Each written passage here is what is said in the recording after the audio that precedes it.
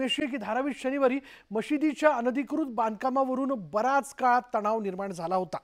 मशिदीचा अवैध भाग पाडण्यासाठी महापालिकेचं पथक आल्यानंतर हजारो लोक मशीद परिसरात दाखल झाले होते।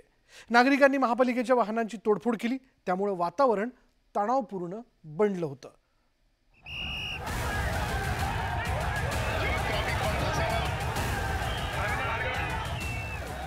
मुंबईच्या धारावी परिसरात सकाळी तणावाची परिस्थिती होती। हजारो मुस्लिम आंदोलक रस्त्यावर उतरले होते।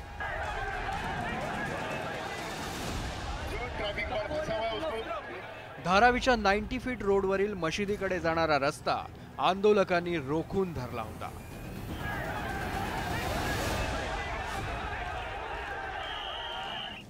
परिस्थिती चिघळल्याचं पाहताच पोलीस बंदोबस्त वाढवण्यात आला।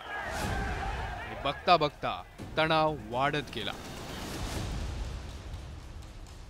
पण हे सगळं घडलं ते धारावीच्या 90 फीट रोडवरच्या या महबूबे सुबानिया मशीदच्या अनधिकृत बांधकामावर। या मशिदीत अनधिकृत बांधकाम करण्यात आल्याचा दावा मुंबई महापालिकेकडून करण्यात आलाय।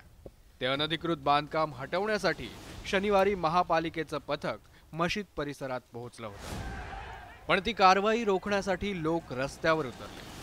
एप्लीकेशन दिया गया है कि भाई रोड पे जो नमाज पढ़ते हैं तो पब्लिक को आने जाने में दिक्कत होती है, परेशानी होती है, तो उसको फ्लोर बढ़ाया जाए जिससे पब्लिक को दिक्कत ना हो।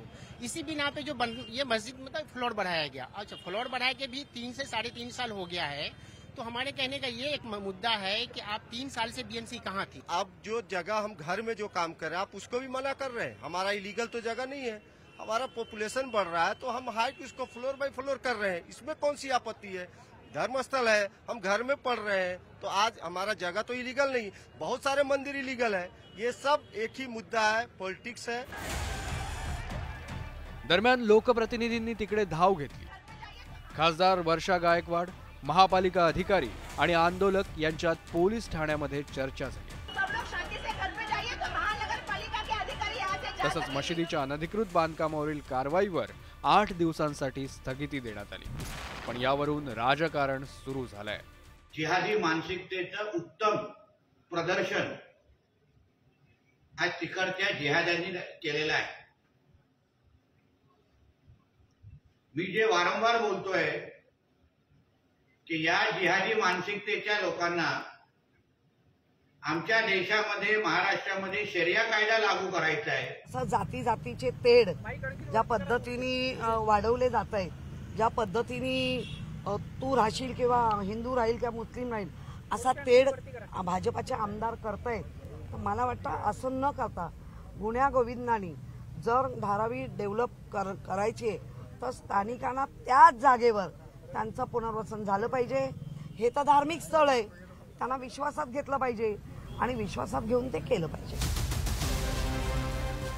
मशीद ट्रस्टनं अनधिकृत बांधकाम स्वतःहून काढण्याचा निर्णय घेतलाय, त्यासाठी महापालिकेकडे वेळ मागितलाय, तर महापालिकेनं मशीद ट्रस्टची विनंती मान्य केली आहे।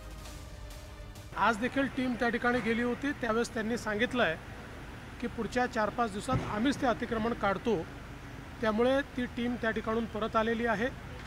कुठल्याही परिस्थितीमध्ये लॉ अँड ऑर्डरची सिच्युएशन करून कोणी अडथळा निर्माण करेल तर ते योग्य होणार नाही। मला विश्वास आहे की त्यांनी ज्या प्रकारे बीएमसीला लेखी दिलेला आहे त्याप्रमाणे पुढची कारवाई ते करतील। आज सुद्धा मी माननीय मुख्यमंत्री महोदयांना भेटायला माननीय मुख्यमंत्री महोदयांना त्यांना मी विनंती केली होती की जी कारवाई आहे ती रद्द करण्यात यावी आणि त्यांना मी सांगितलं होतं की मुंबई महानगरपालिकेच्या बाबतीत जरी बोलत असले तरी धारावी जी आहे ती धारावी डेव्हलपमेंट प्रोजेक्टच्या अंतर्गत आणि जोपर्यंत त्याच्या बाबतीमध्ये कुठला निर्णय होत नाही तोपर्यंत ही कारवाई करण्यात येईल। आणि मला या प्रकारे सांगायचं की कारवाई आता स्थगित झाली, सगळे शांततेने गेलेले आहेत। वर्षा गायकवाड यांनी मुख्यमंत्री एकनाथ शिंदेंची भेट घेत मशिदीवरील तोडक कारवाईला स्थगिती देण्याची मागणी केली आहे।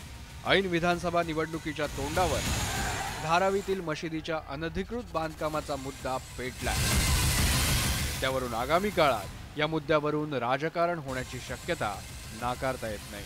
Bureau report, news 18 Lokmat.